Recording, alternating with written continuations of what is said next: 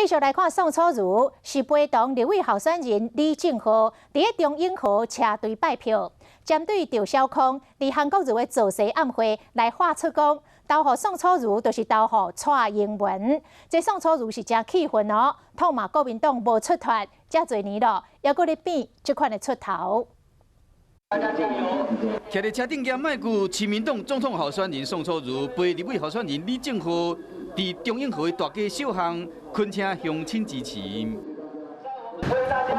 亲民党全力抢票，也毋过政论节目主持人赵少康昨暝替国民党总统候选人韩国瑜徛台助讲时话讲，投宋楚瑜一票就是投蔡英文一票，和宋楚瑜挡袂牢。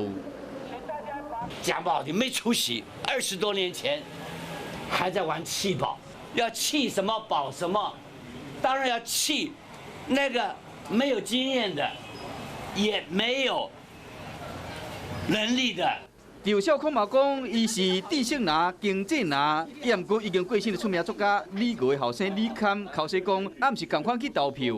什么投宋楚瑜就是投蔡英文？不对，是投韩国瑜，就代表着你们没有尊严。知识蓝、精英蓝、经济蓝。 都没有意义，因为到了选前最后一天，你们全部变成含泪蓝。人家再怎么欺负你们，你们都要含泪投票。弃保的操作敢会影响大选？结果明仔载就知影。